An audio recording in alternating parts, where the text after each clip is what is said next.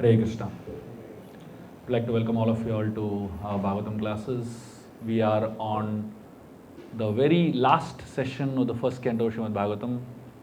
With today's session, we officially complete the first canto of Bhagavatam. And the next week, we are not going to be having a class because of Sharad Purnima festival. And the week after that, that is 24th of October, we will be having a revision of the entire first canto of Bhagavatam, like summarizing the whole first canto of Bhagavatam, and then we will continue to the second canto. So that's the plan for the next 2 weeks. So today, we're going to have a very interesting discussion on this topic, who will cry when I die? This is the story of Parikshit Maharaj, who is going to die in 7 days. This is a story about how that happened and the whole discussion that led to that particular situation. And we're going to be talking about the way in which Parikshit dealt with it and how through the story of Parikshit Maharaj we can face difficulties in our own lives, challenges in our own lives, and of course prepare for the inevitable death that is anyway going to come in our lives. So let us start this discussion by a very interesting verse that the sages of Naimisharanya and Shukadeva Goswami are discussing about. So we so far discussed about how Parikshit Maharaj has banished Kali from his kingdom, and he does not allow Kali to have any place in his kingdom except for 5 places. The places where the 4 principles are broken and where gold is hoarded. So these are 5 places where Kali is allowed to reside. And Parikshit's kingdom is going, and it's very wonderfully happening. The most amazing experiences spiritually possible are there in Parikshit's kingdom. And yet something happens that completely changes the whole direction of Parikshit's life. So when the sages are wanting to know more about Parikshit Maharaj, then Shukadeva Goswami mentions about this particular aspect of life.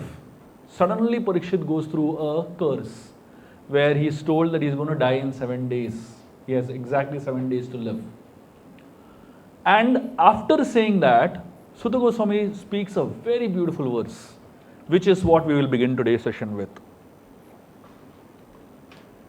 Nottama shloka vartanam justam tat katamritam syat sambramo antakalepi smaratam tat padambujam.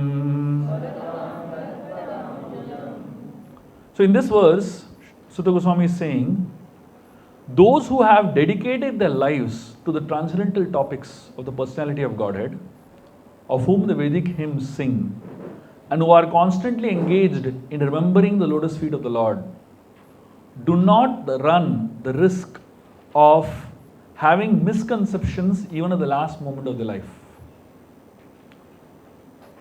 Usually, death is a very confusing thing for most people.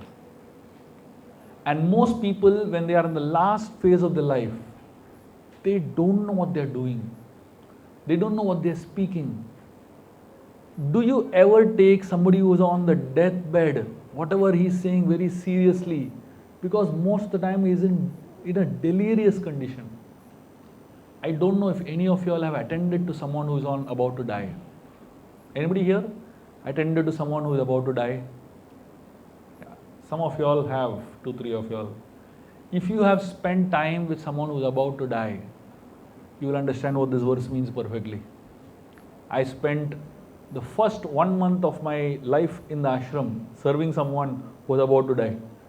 The very moment I joined the ashram, first 1 month, my service was to sit next to one devotee who was in the last phase of his life and do kirtan all night for him.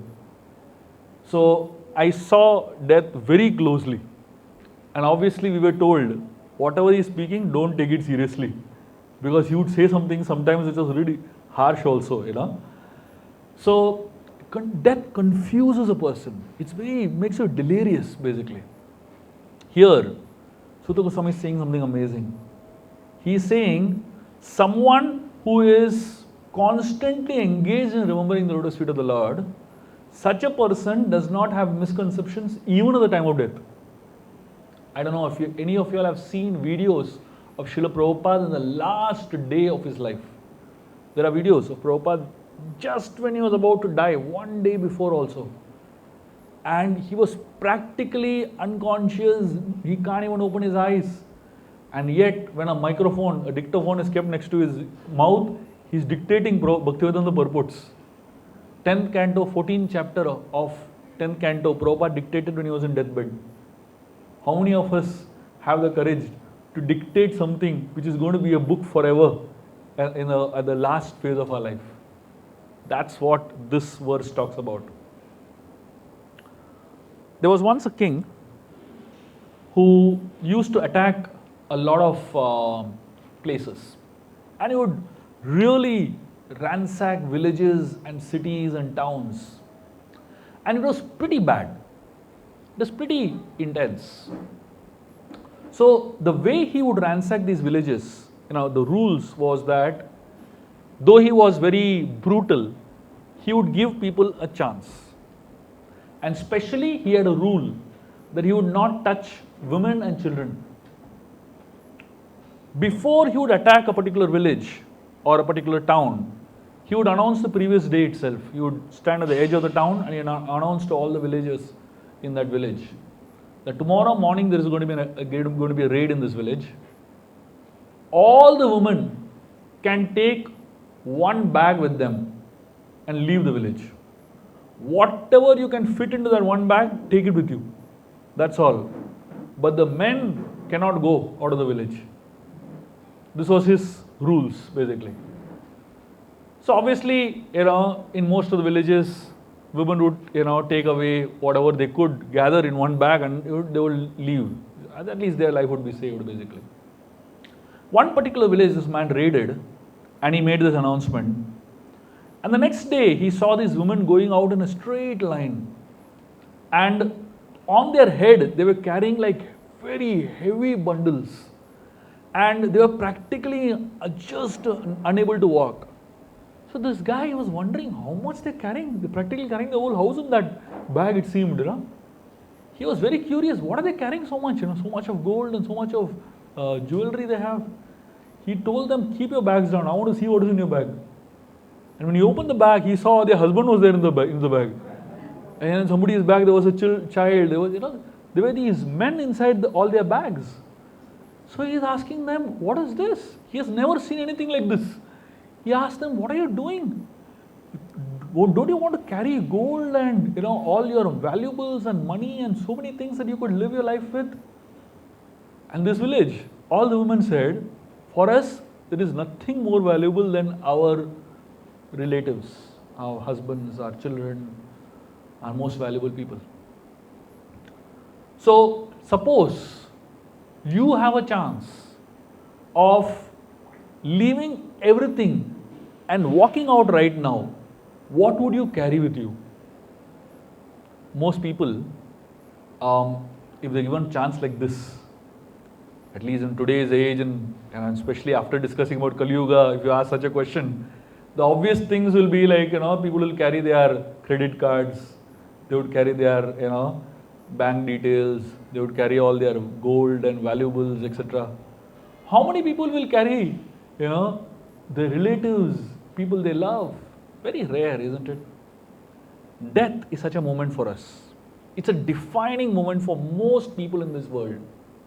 And therefore, Srimad Bhagavatam's first canto ends with this particular question. Because Parikshit is at the peak of his success. And at the peak of his success, he is coming across death. 7 days to live. 7 days and 7 nights. That's all he has. Of course, for most of us, we won't even have that kind of notice. At least Parikshit has 7 days assured. That means he won't die in 5th day. He won't die in 6th day. He will 100% die after 7 days. How many of us actually have such a defined, death coming into our life? it's almost impossible. You can never predict, right? Today we're here, tomorrow you're gone, isn't it? So for a devotee, death does not confuse. And why does death not confuse a devotee? So here, Sutta Goswami is speaking about 4 things, 4 reasons why death does not confuse a devotee. The first reason is that a devotee sees good in everyone and in everything. Even in Kali Yuga, even in the very unpalatable age of Kali, a devotee sees something nice. Maharaj Parikshit, it is explained in this particular verse, that Maharaj Parikshit was a realist. Like the bees who, what is the meaning of the word realist? There is a pessimist and then there is an optimist, right? Pessimist is somebody who has always thinking about bad things that will happen. Optimist is someone who is always thinking about positive things that will happen. And a realist is someone who is in between. He doesn't think too positive. This is what is too positive is called toxic positivity. And he doesn't think too negative. Too negative is called toxic negativity. But a realist is somewhere in between. Parikshit Maharaj is considered to be a realist. Like the bees who accept the essence of a flower, Parikshit knew exactly that the age of Kali has one auspicious thing. In fact, it has 2 auspicious things. Parikshit here, what is the auspicious thing that he sees in the age of Kali? The auspicious thing that Parikshit sees in the age of Kali is that he sees that in the age of Kali, things that you think about don't necessarily have an effect. Like say for example, you think bad about somebody. You think something really bad about a friend of yours or your some relative, think some really nasty thing, I'm sure all of us think from time to time, isn't it? In the age of Kali, the negative thoughts that you have towards anybody doesn't have any effect, doesn't give you a reaction. So that means inauspicious acts have to be performed to give you a result. But in the age of Kali, auspicious things have effect even if you think of it. So that means if you think of doing worship of the deities, you get the benefit of it. You think of offering flower to the Lord, you get the benefit of it. You think of offering lot of cows in donation, you get the benefit of it. So that means in the age of Kali, the negative things that you think don't have the reaction, but the good things that you think have a reaction. That means it will give you a good result. So Parikshit Maharaj says that's why the age of Kali is great. So that means Parikshit, even in the age of Kali, he saw something good. Last time we were talking about the Pandavas seeing different symptoms of the age of Kali. And in one of those I said that Sahadev, he saw a huge boulder running down a hill. And this huge boulder was prevented from falling off the cliff by a small plant of tulsi. The height of the plant was very, very tiny, basically. And it was so small that the stone should have ideally crushed it and gone ahead. But that small plant of tulsi stopped the stone from falling. Which means, in this age of Kali, that stone represents all the sins that we have accumulated over time. And just like this big stone, the sins that we have accumulated is going to take us down the hill, basically, towards the hellish situations. But the tiny plant represents chanting of the holy names of the Lord.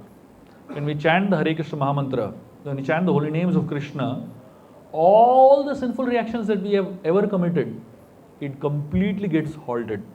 And that is the efficacy of the chanting of the holy names of the Lord. So this is the first thing which prevents a devotee from getting confused in this even at the moment of death.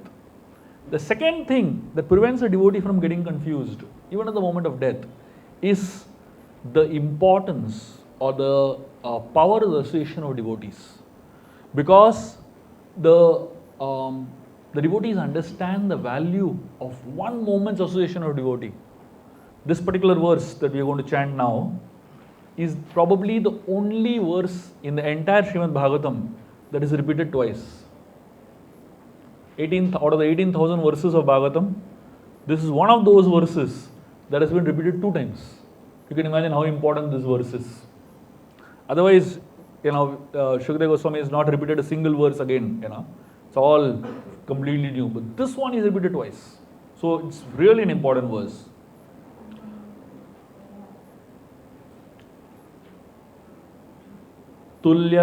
Tulyama lavenapi na swargam na punarbhavam Bhagavad Sangi Sangasya Martyanam Kim Utasisha. So it is said, the value of a moment's association with devotee of the Lord cannot be compared to the attainment of heavenly planets or liberation from matter.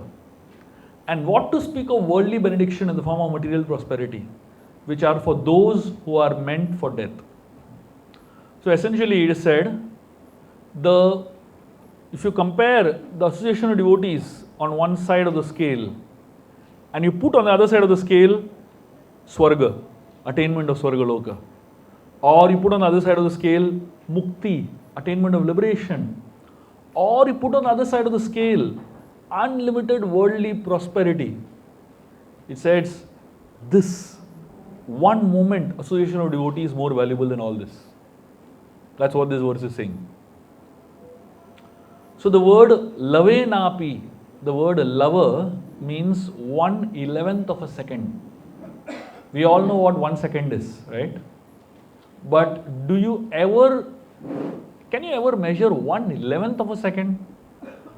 1 second itself, 1 second is over, isn't it? By the time you do this, 1 second is gone. 1/11th of this, you can imagine how small that is, right? That small, if you have association of devotee, that's enough. And that little moment of association of devotee is compared to liberation. It is compared to going to heaven. It is compared to all prosperity of this world. By the time this class gets over, you are sitting in association of devotees for 1.5 hours. Imagine how much money you have gained, how much your bank balance has increased. Imagine how much you have attained prosperity. That's the power of one moment of association of devotee. When Hanumanji was in Lanka, he gave one moment of association to Lankini, who was the guard standing in front of Lanka. And he did not give any lecture to her. He did not give any saintly advice to her. He did not have any discussion with her. He only gave her one punch. Don't think devotee association always means attending lectures. Even if a devotee beats you, it is still beneficial for you. Even if a devotee gives you one punch, one slap, very, very useful, very beneficial. The complete transformation of Lankini happened because Hanumanji gave her one punch. He did not waste time giving her lectures and all that. He just downloaded full Veda base into her head, with one punch basically. So when you come in the association of devotees, they beat us up. But they don't beat us up physically. When you come in the association of devotees, you get assaulted in terms of your faulty thinking. Your faulty thinking gets beaten up. Your faulty assumptions get beaten up. Your wrong belief systems get beaten up. Apparently, when you come in the association of devotees and you go out, you feel very nice. But by the way, you have just got beaten up, basically. Something you believed in very strongly all your life has got shaken up totally. And you only realize it much later when you're going and lying on the bed, kya hua mere saath? सब हिल गया. Everything I believed in is shaken, Especially after the 4th session of Journey of Self-Discovery. People go back like that, No questions only. Everything I believed in till now is gone down the drain, That is what is supposed to happen in the association of devotees, basically. So, the preacher attacks us to make us realize our mistakes. And as a result of the mistake of the preacher beating us up, we lose a lot of blood. What is the blood we lose? We don't lose physical blood. So when somebody hits you physically, you lose blood, right? When your body is hit. But when your mind is hit, what do you lose? You lose two things, mamata and raga. Mamata means me and mine, attachments that you have. And raga is the kind of affection that we have for things. This is what goes away when we come in the association of devotees. So whenever you come to satsang, whenever you come to association of devotees, expect some kind of transformation to happen, some kind of change to happen. That's what you come to association of devotees for.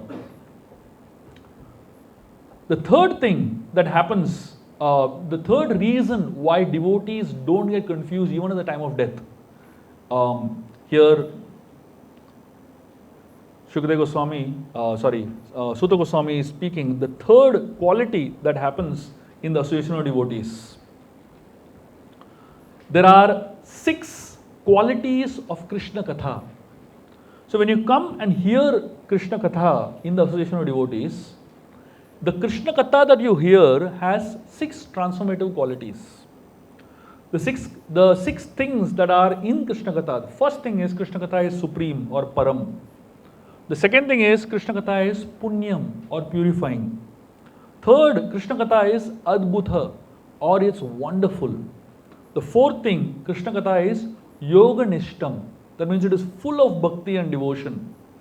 And fifth thing is that Krishna Katha is parikshitam. It is spoken to Parikshit Maharaj. And because it is spoken to a devotee, Krishna Katha is filled with devotion. And finally, it is Bhagavata Abhiramam. That means Krishna Katha is very, very dear to the devotees of the Lord. One time, Ravan went to Kailash mountain and he shook up Kailash. He shook up the whole Kailash Parvat on which Lord Shiva and Parvati were residing. So when the entire Kailash mountain shook, Parvati got scared. And in her fear, she hugged Lord Shiva. Imagine you're sitting, in your house and suddenly an earthquake comes. Like whole building is shaking up, Obviously you're scared, right? And in fear sometimes, you just hold on to somebody that you are very close to, you hug. Shiva became very happy. Instead of becoming angry, Shiva became happy that Parvati is hugging me, And instead of cursing Ravan, he gave him a boon. He said, I am very happy with you. Take boon, ask for anything. Parvati was shocked. She asked Lord Shiva, why did he not curse Ravan? He has shaken up our house. Our whole mountain he has shaken up. Rather than that, you are giving him a boon. Lord Shiva gives her a fantastic reply. He tells her that you will not understand it now. I'll tell you later at some point. Of course, Lord Shiva, what he tells Parvati, a very amazing poet, he explains it in a very interesting way. He says that, he gives actually an analogy. He says that the joy that a husband gets when the wife initiates a hug, that is equivalent to the joy of obtaining Vaikuntha. Therefore, Lord Shiva tells Parvati, therefore I was happy with Ravan, because first time you hugged me yourself. Usually I ask that I want a hug, but because you never initiate a hug, and look at the comparison this poet is doing. He's comparing if the wife initiates a hug with the husband, he's comparing that to attaining Vaikuntha. And Parvati, she asks Lord Shiva this question: how can you compare, me initiating a hug with attaining Vaikuntha? So Shiva replies, he says that definitely attaining Vaikuntha is great bliss. It's the highest bliss. And it can never be compared to anything material. But if you want to give an analogy, if you want to compare anything material to attaining Vaikuntha, this is the best example I can think of. Lord Shiva says like this. The point is that when the devotees of the Lord hear Krishna Katha, the bliss that they experience, if you want to compare it with anything material, you have to compare it with these kind of things. The kind of happiness and joy that a devotee gets in hearing Krishna Katha is unparalleled. There is no comparison to the feeling that you get in when India wins IPL. There is no comparison to the feeling that you get when India wins the Olympic medal, or there is no comparison to the happiness that you get when you see your stock reports and see how much your money has grown in 1 month. All that is nothing in compared to the experience of sitting and hearing Krishna Katha. This is the highest joy that one can get. So this is the third quality that that makes a devotee completely focused even at the time of death. And the fourth quality is that on the holy name of Krishna, which is Ananta, and gives unlimited power to his devotees. It is explained, Sutta Goswami explains that those who are absorbed in the holy names of Krishna. So devotees understand these four things. What are the four things that we spoke about? The first thing I said is they see good in everyone, including Kali Yuga. Second thing is that they understand the power of a moment's association of devotee. Third thing is that they experience Krishna Katha, which has these 6 qualities. And the fourth thing is that they experience taste in the holy names. All of us, we hear Katha, right? But we all prefer to hear Katha that has masala in it. Correct? I don't know how many of you all have heard lots of different speakers in ISKCON, and I'm sure many of you all have heard, right? But the tendency is that we go and attend those kathas that surely have some extra masala in them, something that will keep us awake, something that will keep us excited, something that will keep us, feeling that I've learned something new, I've heard something new, like that, isn't it?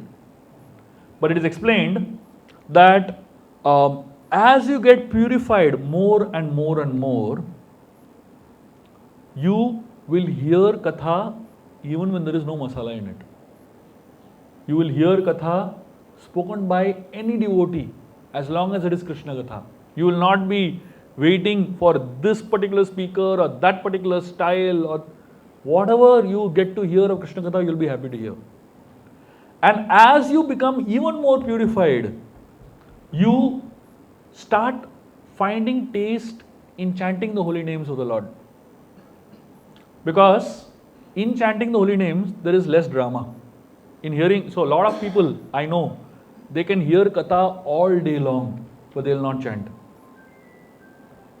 And even if they chant, they will chant Kirtan, which is melodious, but they will not chant Japa, which is not so melodious, basically. And even if they chant Japa, they will chant Japa if it is in a particular tune, basically. So slowly, all the fringes start moving aside when you are really interested in spiritual life. So when you are in the beginning stage of spiritual life, you only hear certain speakers. And then as you progress, you're okay hearing any speaker as long as the person is speaking Krishna Katha. And then as you progress a little more, you develop taste in the holy names of the Lord. And then as you develop a little more, as you evolve a little more, you develop taste in the holy name even if it has no tune. And as you develop a little more, even one name of Krishna gives you so much joy. Now, this is when you have actually attained the fruit of your sadhana. Now you decide which stage at which all of you all are. Are you in the first stage or are you in the last stage? In the last stage, you will just develop so much joy in chanting the holy names. That's why Rupa Goswami says that I wish I had millions of tongues so that I can experience the pleasure of chanting the name of Krishna. When the name of Krishna dances on my tongue, I wish I had millions of tongues. And I wish I had billions of ears so that I can keep hearing the name Krishna reverberate in my ears. Today, when we chant the holy names of Krishna, we get good sleep. That's the best thing that happens to us at our stage, So that means we have a lot to evolve and a long way to go. There was once a king who had a son who was a very, very bad and evil guy. And so many people complained to this king about his son. And this boy developed a lot of taste in making people suffer. He would kill animals just for pleasure. He would just really torture people in his kingdom. And the king came to know about his son's atrocities and he threw him into the jungle. And in the jungle also, this fellow kept on troubling people a lot. But one day, while he was in the jungle, this boy, he saw a sage, a muni, who had gone to a pond to have a bath. But somehow he slipped and he fell into the pond and he was crying out for help. And this guy somehow ran some, miraculous transformation of heart and he pulled out this muni and saved his life. This muni was so grateful to this boy for saving his life. He came out of nowhere to save his life. The muni felt I should do something good for this boy. And the muni told him, so the muni found out what his story was. And he realized that this boy is really a notorious guy. So this muni told him, please chant the name Govinda. That's all. You can do whatever you want. Continue doing all the bad things that you're doing. But just along with that, keep chanting the name Govinda. This fellow, he would kill animals, Govinda, and kill. He would, cut down trees, Govinda, Govinda, and cut down trees. He would kill other human beings on the road and he would Govinda, Govinda, and cut out. Slowly, this boy became addicted to the name Govinda. And after a few days of chanting the name Govinda all day long, he felt for the first time, one day when he was going to kill an animal, he felt bad. He started thinking, why am I troubling this fellow, this animal? And that day, a transformative journey started in his life. So basically, this story is told in one of the Puranas. And this story talks about the idea of the holy name of the Lord saving us. There are many things in this world that get wasted with time. That means, like say for example, you buy a new phone. Over a period of time, that phone becomes a waste, isn't it? It becomes electronic waste, we call it, right? It becomes a waste, basically. So there are many things that we use, which is very valuable once, becomes a waste eventually. Like for example, clothes we wear. When we buy it, first day when we wear it, it is so fresh and so exciting to wear. But after a few years, you wear the same cloth, it feels such a waste, isn't it? And at some point you throw it away. Mogha means that which gets wasted. And the word amogha means that which never gets wasted.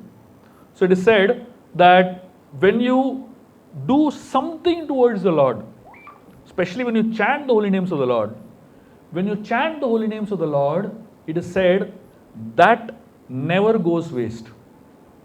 So the Lord is called Amogha and his holy names are also called Amogha.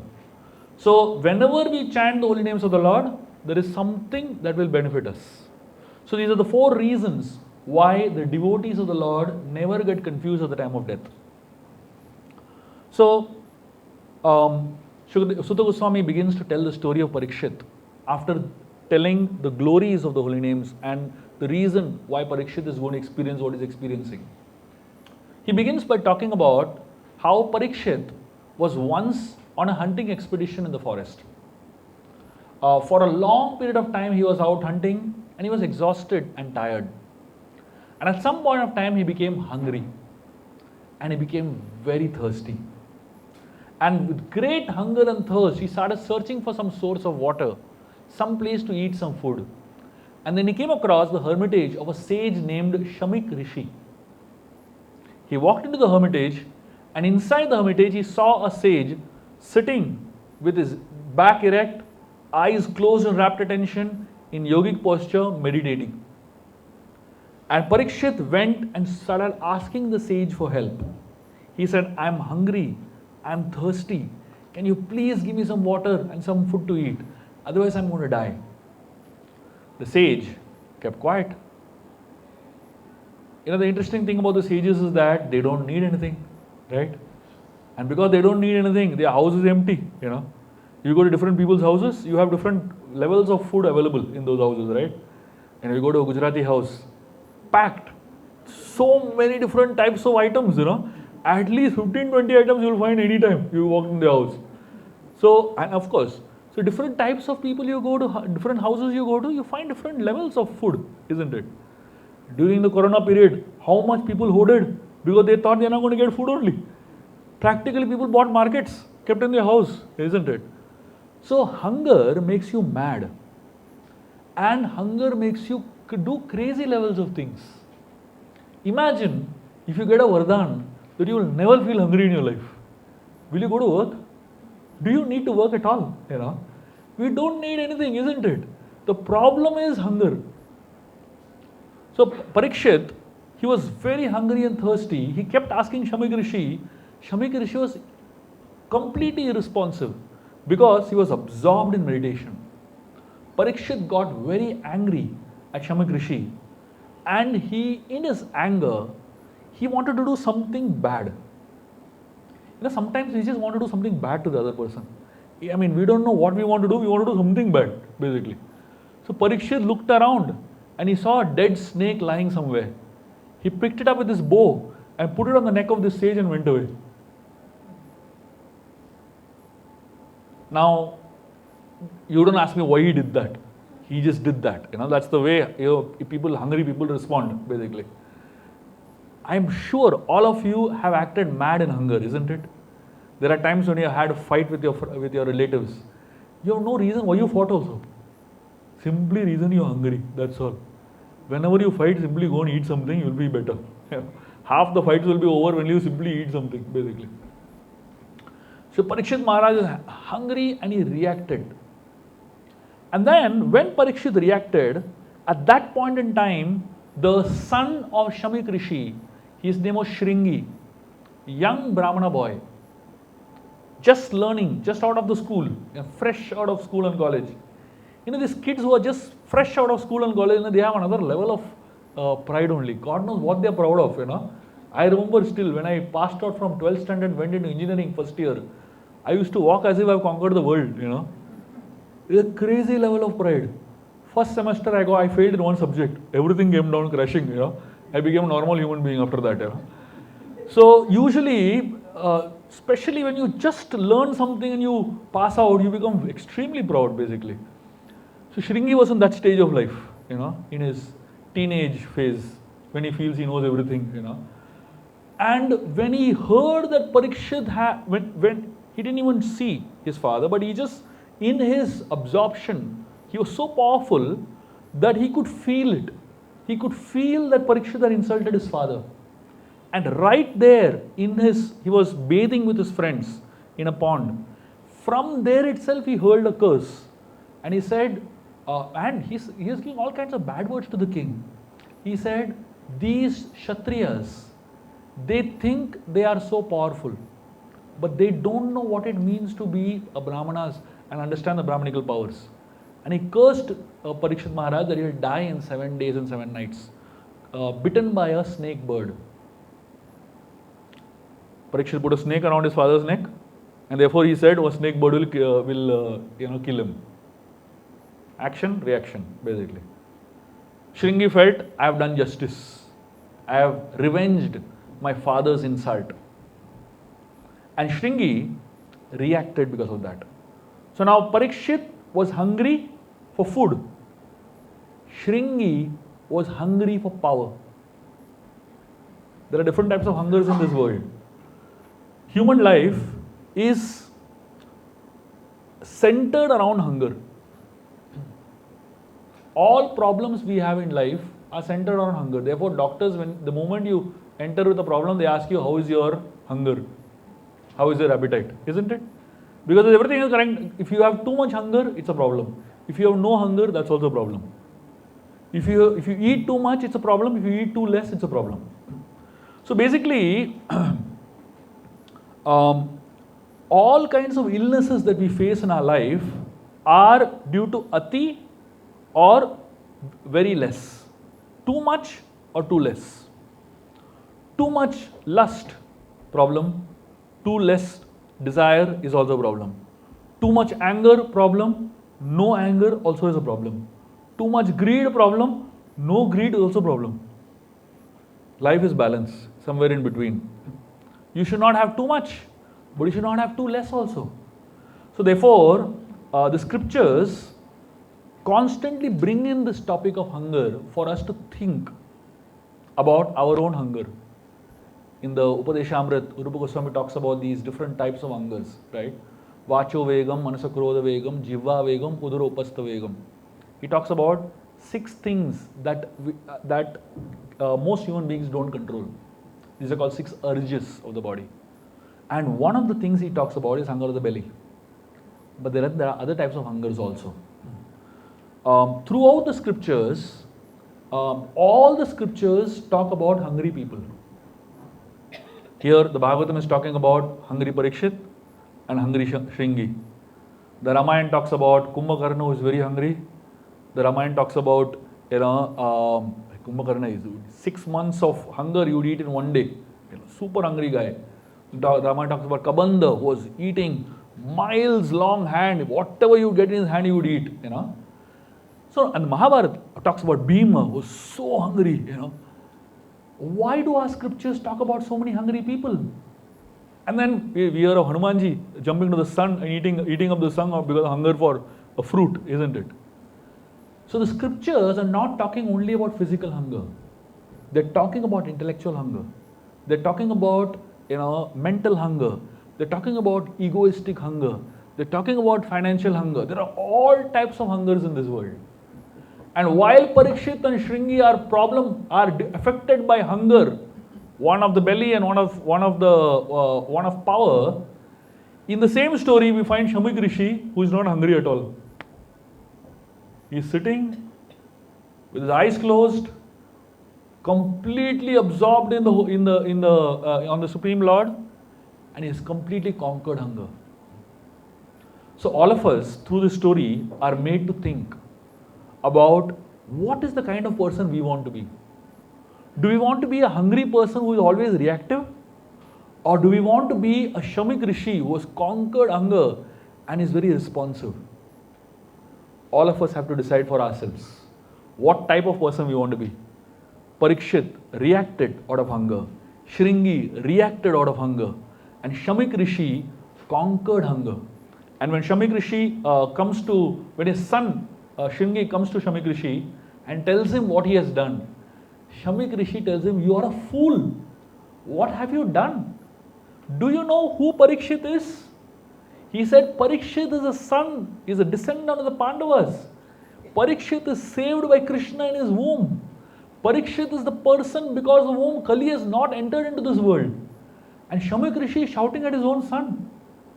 And Shringi is saying, your snake around your neck. Shamik Rishi said, this is a dead snake.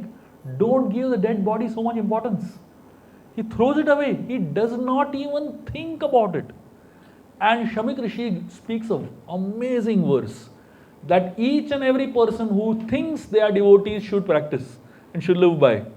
If you think that you are a devotee, or if you think that you want to become a devotee, this is a verse to live by. Shamik Rishi, he tells his son Shringi through this verse. Tiraskrita vipralabdha sapta shipta hata api nasya tat pratikurvanti tad bhakta prabhavo pihi. The devotees of the Lord are so forbearing that even though they are defamed, cheated, cursed, disturbed, neglected, or even killed, they are never inclined to avenge themselves. The moment I speak a verse like this, people will start asking, how is it possible? Should we allow anybody to do anything to us? Should we allow anybody to say anything to us? Should we not react at all? You decide for yourself what you want to do. Shamik Rishi has given this as an instruction for his son. Now we have to decide for ourselves what is our level. If we are at the Bollywood level, go and take revenge. That's what Bollywood teaches us. Every second movie is about revenge, isn't it? So the Bhagavatam is at a very different level of consciousness. And if we someday want to reach that level of consciousness, Bhagavatam is training us through these stories.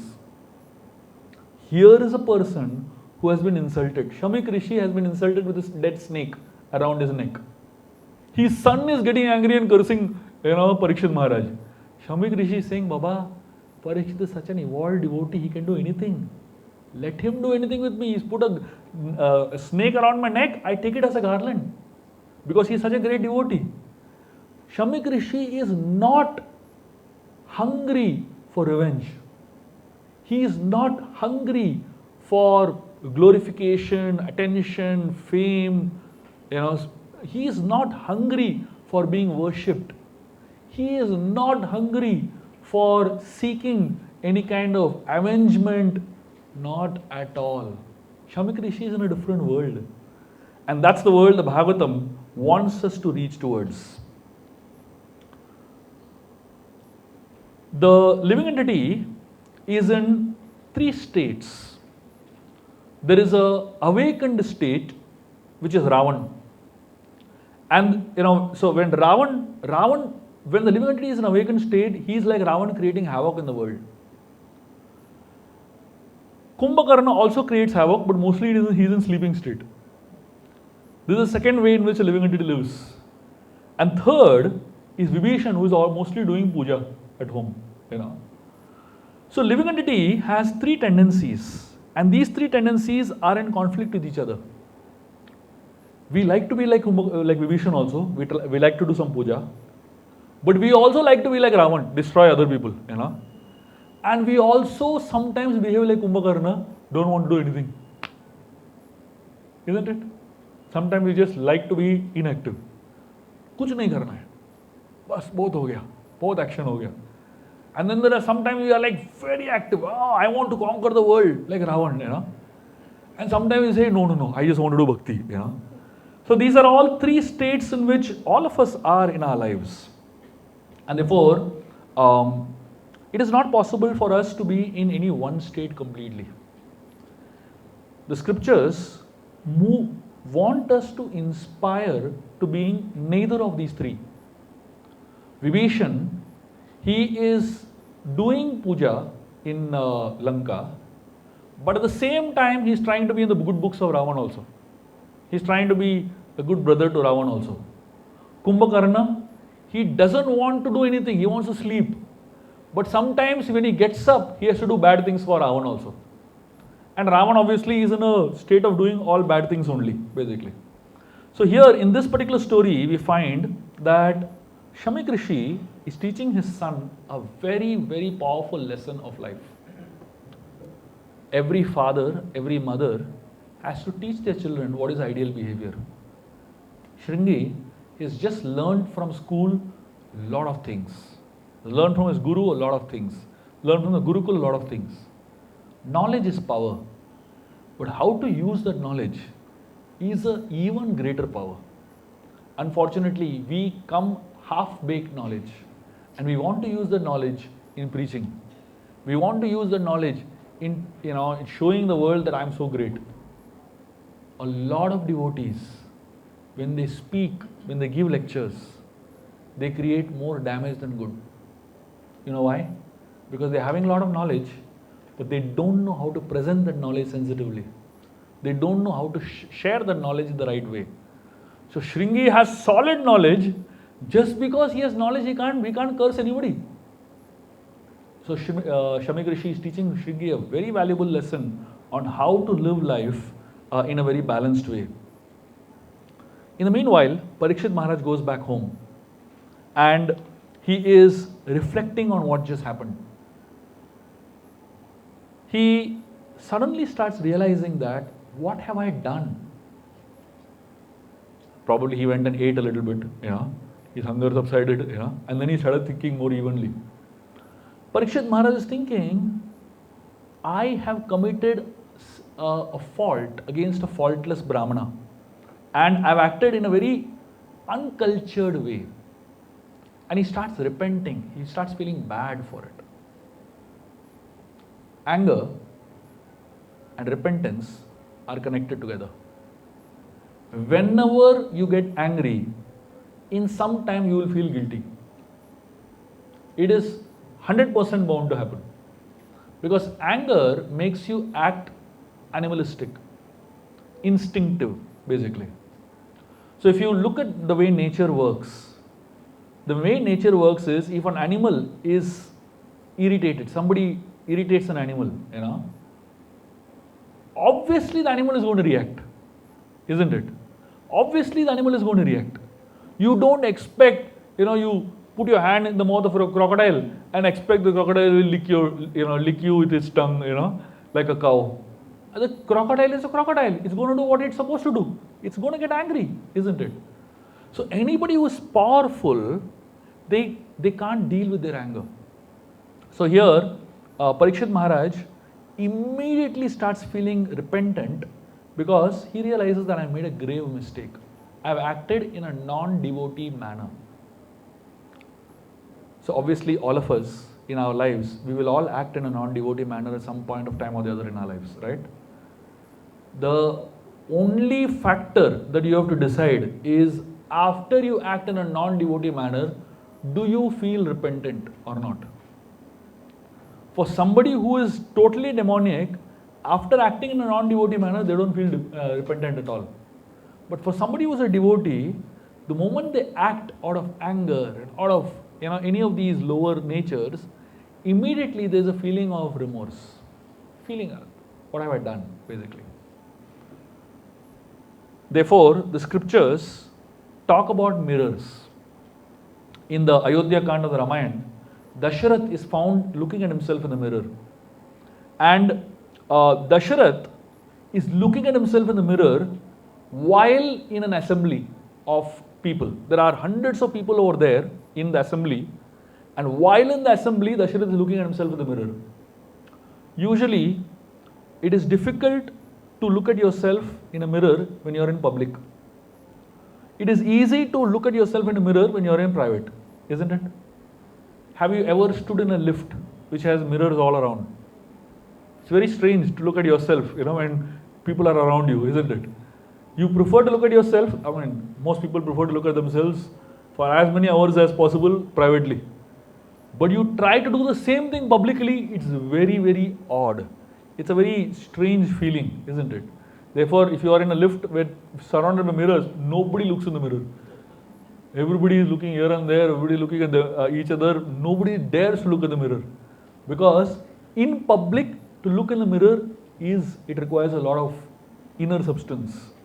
So a true seeker is someone who looks at himself in the mirror in public.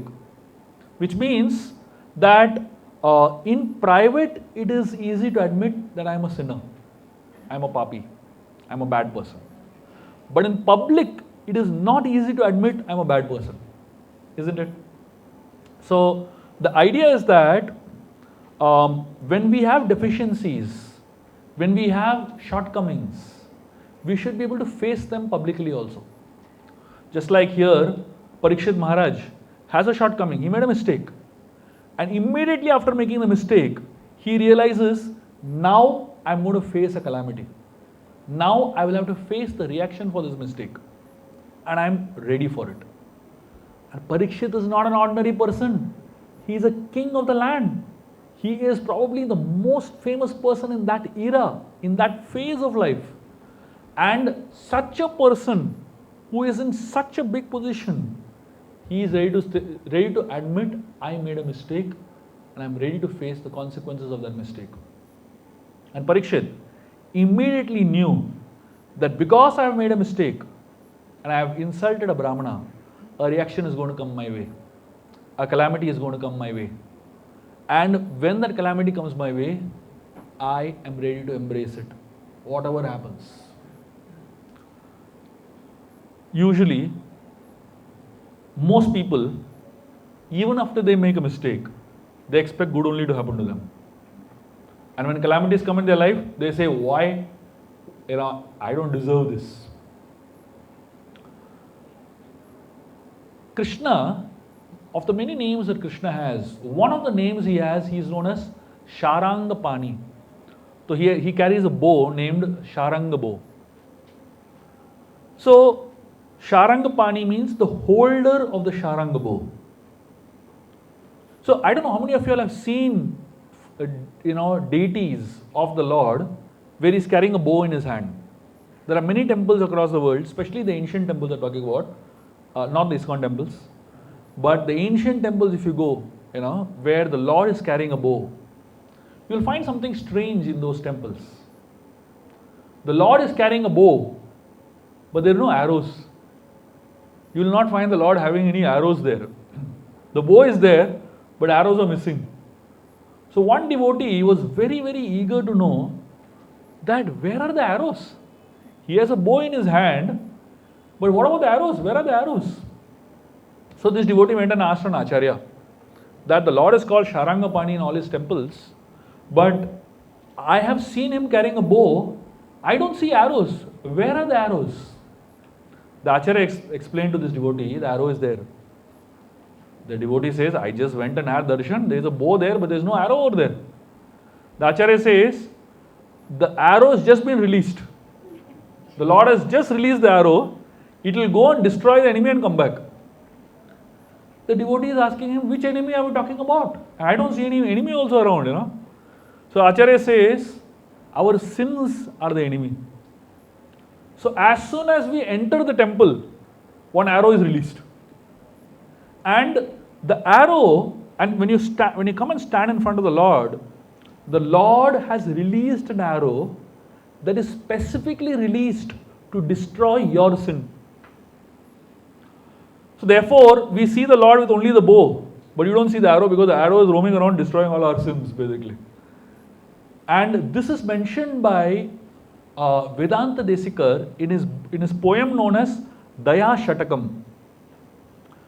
So it says, there's a difference between the Lord shooting arrows and somebody else shooting arrows. When others shoot an arrow, it destroys us. But when the Lord shoots an arrow, it helps us. For example, when Lord Ram shot an arrow at the ocean, the Samudra Devata comes out, right? The ocean god comes out. And the ocean god immediately takes shelter of Lord Ram. And when the ocean god takes shelter of Lord Ram, the Lord Ram directs that arrow towards the enemies of the ocean god. And the ocean god is not harmed at all. The arrows go and destroy the enemy of the ocean god. So that means the arrows of the Lord only do good to us. And it will never harm us. So this devotee asked this acharya, what about Ravan? That arrow of Ram killed Ravan, isn't it? It did harm Ravan. The acharya says, even Ravan was not killed by the arrows. The arrows of Ram removed all his sins and purified him. And he got a higher destination. Ram killed 14,000 Rakshasas who were soldiers of Khar and Dushan in Janastan. But it's explained that when those 14,000 demons were killed by Ram, by his arrows, all those demons turned into sages and they became munis in their next life. They were actually munis previously, and due to some curse they became demons, But after the arrows of Ram purified them, they again became Munis. So therefore, the Lord is known by a very special name because of this particular feature of his arrows. The word Ishu means arrows, and Maha Ishu means the one whose arrows do only good. And the word Maha Ishu Asa, it means the one that shoots arrows that does good for others. Whenever you feel in your life some pain is happening, whenever you feel in your life you are going through some difficult phase, all kinds of arrows are shooting at you, all kinds of pains are coming into your life, please remember that the Supreme Lord does not harm us with his arrows. He only purifies us, he only helps us. Those pains are only going to do more good to you. Parikshit Maharaj, the moment he realized, I have done something really bad, now a calamity is going to come into my life. Parikshit Maharaj does not look at the calamity as something bad, but he looks at that calamity as the grace of the Lord that is coming into his life. And therefore, Parikshit Maharaj learned to accept the bad news that came into his life with a lot of dignity and a lot of grace. All of us, at some point of time or the other, will come across bad news. The question is, how do we react to that bad news? Imagine, there is a man who came back to his house. He had a very bad day in office and he comes back home. When he returns home, on the door of his house, there is a government notice put, and it's an evacuation notice. You have to evacuate your house in 24 hours. Notice put over there. When he saw the notice, he started getting a terrible headache. He went inside his house, wondering, how will I evacuate my house, vacate my house in 24 hours? He went and told his wife, please make tea for me. He sat there waiting for tea. His wife comes and tells him, sorry, there is no tea powder. Go and get tea powder. And this guy is having another problem now. No tea powder at home. And then he suddenly realizes it is a time for his favorite television serial to start. And if he goes to get tea powder, the television serial he'll miss. Now he has three problems. There's a notice outside, 24 hours notice, no tea at home, and television serial is going to get over. What do you think is a bigger problem that he has to think about? Obviously that notice over there is the bigger problem, isn't it? 24 hours, yes, that's all. Most of us, we already have a notice period the moment we are born. Isn't it? We already have a notice period the moment we are born. But unfortunately, we are so much worried about tea powder that is not at home and television serial that we are missing that we forget to prepare for the notice. Parikshit Maharaj, the moment he made a mistake, he realized something is going to go wrong in my life. Let me start preparing myself. Let me start preparing myself for the inevitable, what is going to come into my life. And more than that, he starts looking at everything that happens to him in his life as the grace of the Lord.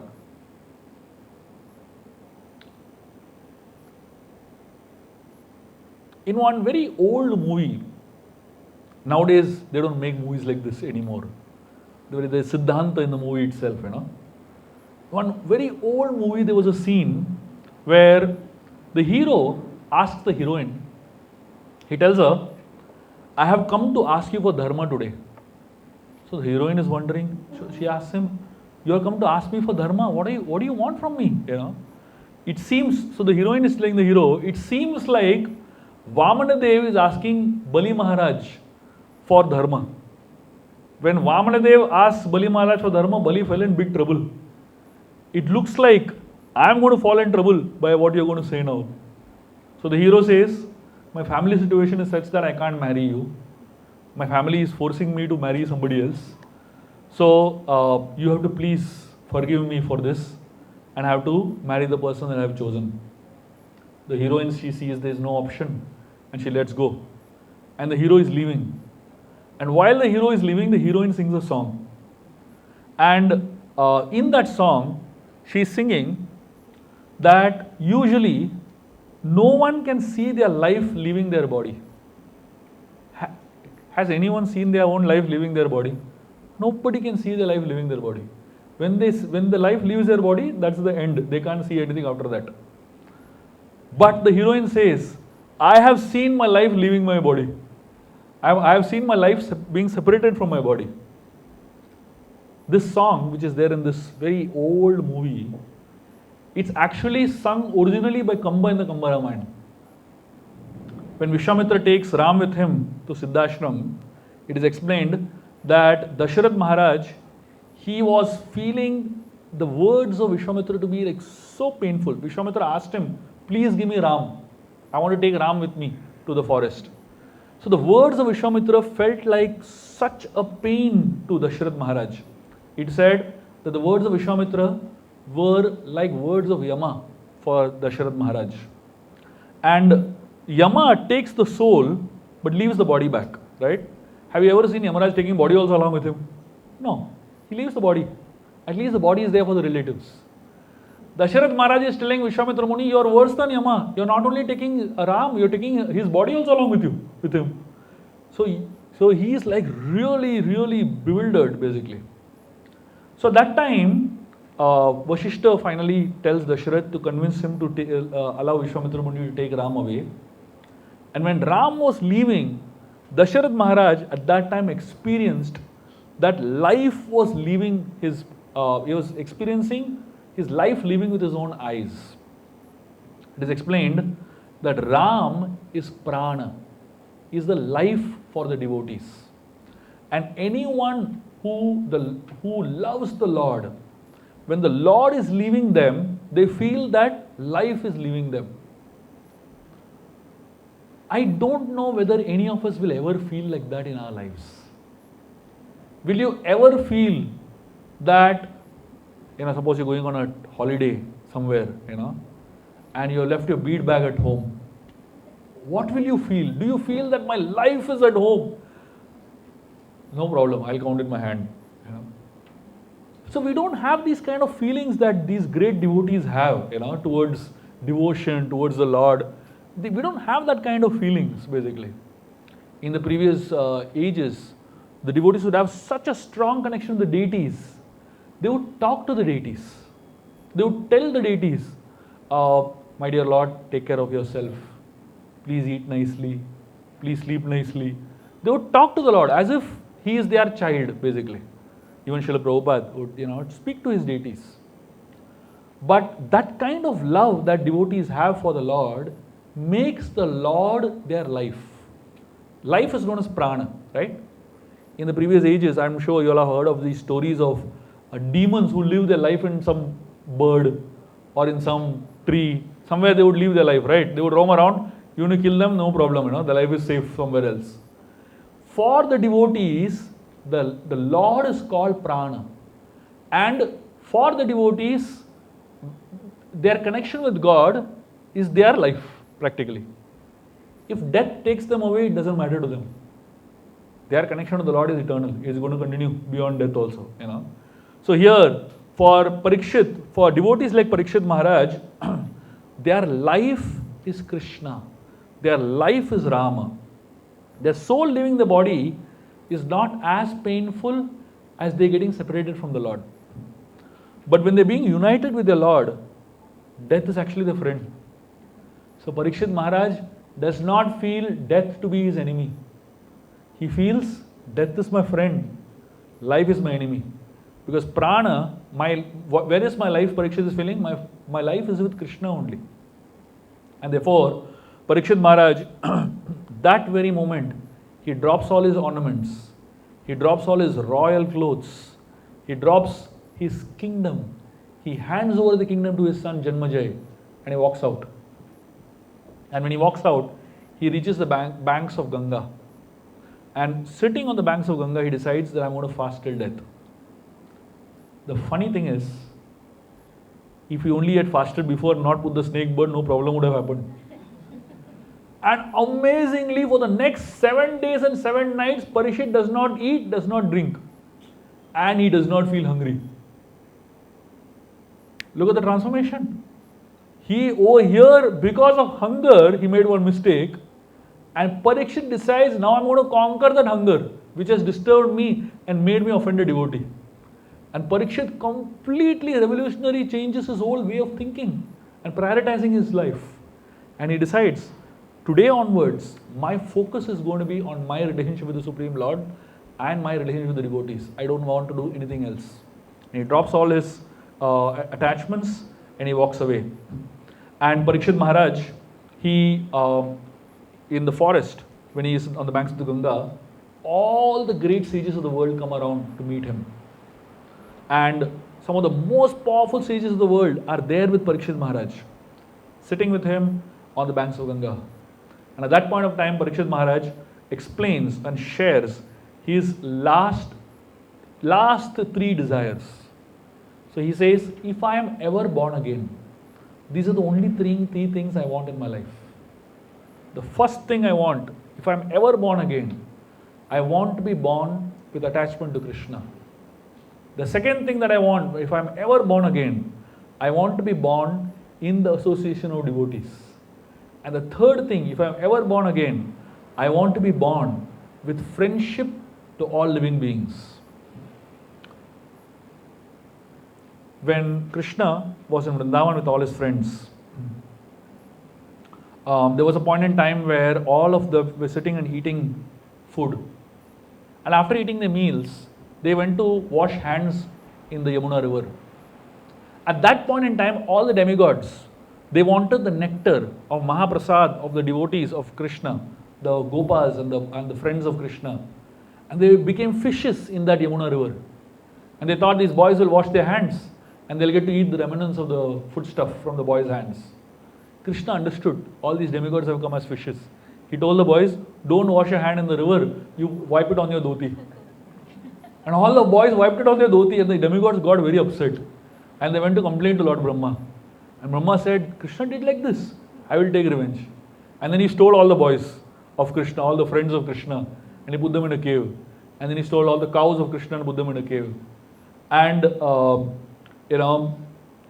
and Brahma, he thought he has done a trick to teach Krishna a lesson.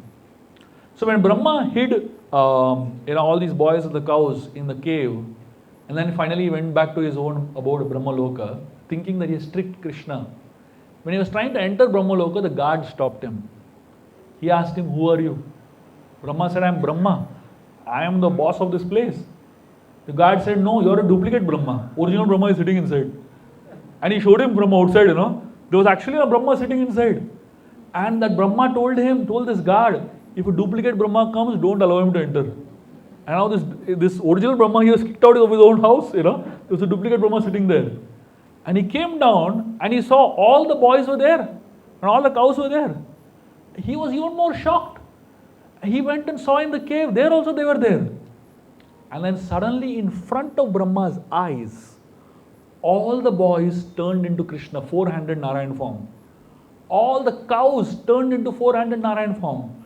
Not only that, even the tiffin boxes that these boys were holding turned into 4-handed Narayan form.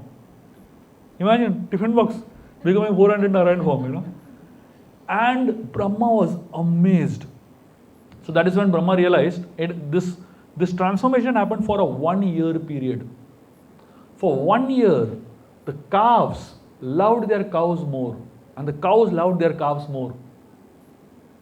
For 1 year period, the mothers did not beat up their children. They loved their children more.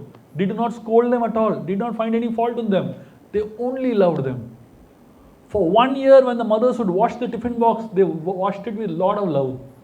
Usually they would throw the tiffin box here and there. They would really, not be so much loving. But this time when they washed the tiffin box, they were loving so much. Tiffin box, they were in love, basically.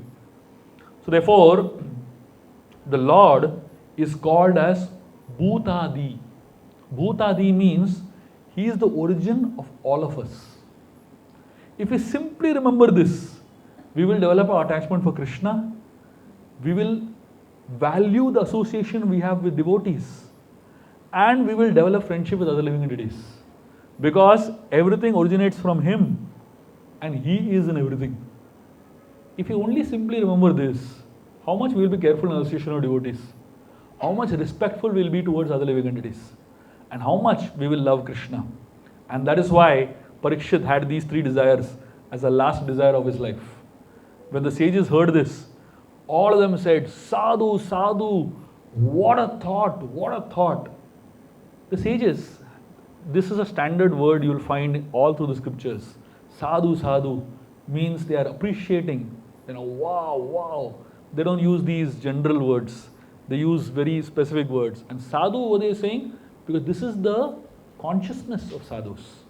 So Parikshit has a consciousness of great sages. And at that time, while Parikshit Maharaj was sharing his heart out, at that time Shukadeva Goswami walks in. And Shukadeva Goswami is a 16-year-old boy, completely naked, without any clothes, comes straight from his home to the banks of the Ganga, just born. 16 years he was in the womb of his mother. He didn't want to take birth only in this material world. But when he realized that there is a purpose of his coming, and when Krishna assured him that he will never be affected by material things, Shukadeva Goswami walked in. And straight away he walked into this place where Parikshit was sitting on the banks of the Ganga with the sages. And behind Shukadeva Goswami was following a lot of boys who were making fun of him, a lot of women who were making fun of him. There were a lot of notorious people following Shukadeva Goswami. Imagine a person who is naked, walking in the streets like that. Obviously people do make fun, right? But the moment Shukadeva Goswami walked into this assembly, everyone stood up and they started respecting him. All these people ran away from there. They realized we made a big mistake. We messed up with the wrong person. Shukadeva Goswami was least bothered about all that fun that was made of him. He walked into this assembly. Parikshit Maharaj welcomed him as the Guru of all Gurus. And Parikshit asked Shukadeva Goswami two questions. The only thing Parikshit wanted to know from Shukadeva Goswami was, what is the duty of one in all circumstances of life? And the second, specifically, what is the duty of someone who is about to die? These are the only two questions that Parikshit wanted to ask from Shukadeva Goswami. He didn't want to hear anything else. He didn't want to know anything else. At the time of death, one loses everything one has learned, one has earned all life long, isn't it? Even if you have earned millions and millions of rupees, at the time of death, you cannot take anything with you. Krishna is known as Hari. The word Hari means the one who takes away everything from us. What does He take away from us? He takes away your miseries. He takes away your sins. He takes away your troubles. Out of mercy, Hari takes away everything. And therefore, He is known as the greatest thief. And Chauragra Ganyam. Chauragra Ganyam means He is like the topmost thief among all thieves. And He not only steals away your miseries, He not only steals away your worries, He not only steals away your problems, but He also is expert in stealing away your mind and your heart. Bali Maharaj was a great devotee, and he was attached to his material possessions. And therefore, the Lord, being kind to him, appeared as a dwarf, Brahmana, and took away all his material possessions and his mind. So with two tiny feet, Vamanadev took away everything from Bali. His land, his power, his property, his material opulence, his education, his strength, everything he took away. And Vamanadev asked him, where do I put the third step? Bali offered his own head. He surrendered everything completely to him. And because Bali offered his head at the feet of Vamanadev, he became a Mahajan after that. But the question is, do you think Bali sustained a lot of loss by surrendering to Vamanadev? Don't think Bali sustained any loss. In fact, he gained 100-fold, 1,000-fold. Hari will always pay back 1,000-fold. You cannot even conceive how much Hari will give you back. So therefore, the idea is that let him take everything away. When he takes everything away, along with that, let him take our hearts also. And therefore, somebody who takes shelter of Hari at the time of death is a no loss. So here, Parikshit Maharaj is asking Shukadeva Goswami these two questions, only specifically with the thought that I want to know everything that will make my life conducive for Hari to take away my heart and my mind. Of course, Hari has already taken away his property because right now he has only 7 days left. So Parikshit only wants to know what is it that I can do that Hari can take away my heart and my mind. What is it I can do in these 7 days that I can perfect my life? So his two questions that he is asking Shukadeva Goswami, what is the duty of one who is about to die? The answer to these questions of Parikshit Maharaj, the two questions, what is the duty of one in all circumstances of life?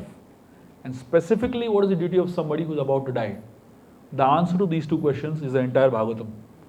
From second canto of Srimad Bhagavatam, Shukadeva Goswami is going to narrate the entire Bhagavatam, which is simply an answer to these two questions of Parikshit Maharaj. So with this, we come to the conclusion of the first canto of Srimad Bhagavatam. We will be having a summary study of the first canto on 24th of October. Please do come and join in. So next Saturday is Sharad Purnima, next Thursday is Sharad Purnima. It's a very auspicious occasion. We'll be having a festival in our temple here. So for that, we will not be having class here. But the Thursday after that, which is 24th of October, we will have a class and we'll do a complete summary study of the first canto of Srimad Bhagavatam. And after that, we're going to take a long break actually. We're going to have a break till the 13th of December. So I'm going on a long travel. I'll go to Mayapur and then I'm going to USA for almost a month. And then I'll be back and then I'm going to Goa for a couple of days. So after that, we'll be having a class. So 13th December, I think is a Friday if I'm not mistaken. That will be the next class after 24th October. So please do come on 24th October for sure. So we'll have a fantastic discussion and a complete summary of first canto. And then post that, we'll meet in December. I want all of you to catch up on everything we discussed in the first canto of Bhagavatam. I know many of you all have missed a few classes here and there. This is the time to catch up.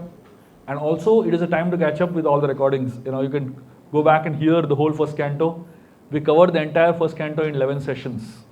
So this is a good opportunity for you to go back and rehear everything and try to capture the essence of whatever we discussed, so that we are more prepared for the second canto of Bhagavatam. The second canto of Bhagavatam will be pretty quick because it's a very technical canto. It's a very complicated canto also. So we will find the second canto getting over very quickly. But the third canto onwards will be super fantastic stories and really amazing stuff. So let us absorb ourselves in this Srimad Bhagavatam in this way and perfect our lives like Parikshit. Thank you very much. Hare Krishna. Grantraj Srimad Bhagavatam ki jai. Srila Prabhupada ki jai.